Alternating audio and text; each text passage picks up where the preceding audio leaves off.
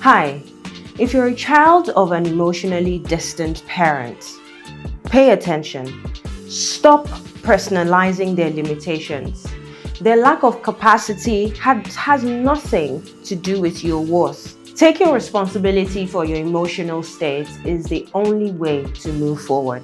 That is, if you want to move forward. My name is Joanne Ajayi, and do follow for more on emotional intelligence.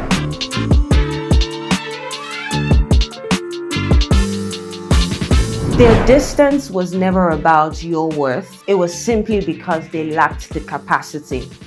And we see in the life of Saul and Jonathan, Saul lacked the ability to attune to his child. In fact, we see in that story that Saul almost had Jonathan killed.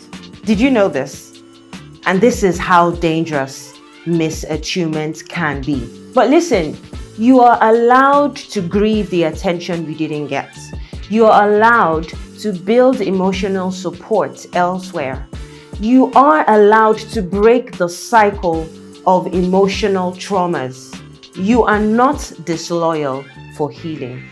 I once spoke about the types of homes adults with childhood trauma come from. And I said that many times parents are misattuned with their child. Misattunement is the emotional root behind many of these homes. But you see, healing begins with awareness, and awareness requires honesty. So here's the question. Do you see yourself parenting from fear or connection? And if you grew up unseen, are you ready to become the emotionally aware adult your younger self needed? We see in the story of Saul and Jonathan, Saul got killed, and sadly, Jonathan alongside him. As a child of a parent who is distant, you need to set clear boundaries. It's okay to build emotional safety elsewhere. It's okay to have a community of people, a mentor, someone else who can meet your emotional needs, or who can help you grow and overcome the patterns and the triggers that you've identified in your family. If you grew up in a household where you were emotionally unseen, there's a likelihood that you would follow this pattern.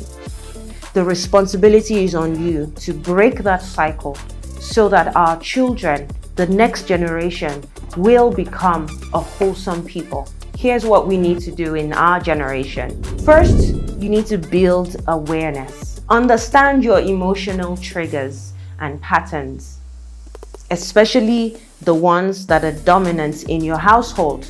And that's why it's important that you build emotional safety outside of your home, from mentors, from communities, or someone you've identified has mastered the art of regulation. It's okay. It does not mean you're being disloyal.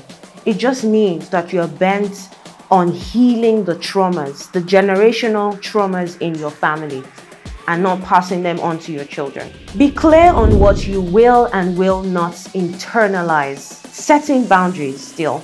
And lastly, practice emotional regulation. Learn to respond and not react. This is often a trait, a habit that we pick up from our families, from our homes, reacting instead of responding.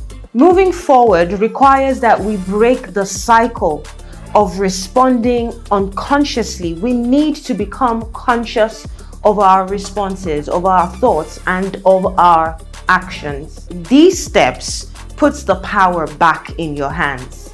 Emotional maturity means being brave enough to recognize your past, making conscious decisions now in order for you to move forward. Remember, emotional intelligence skills is the difference between reacting and leading a progressive life. Thank you for watching. My name is Joanne Ajayi. Please don't forget to like, subscribe, and share with your family and friends. Stay tuned for more tips on emotional intelligence.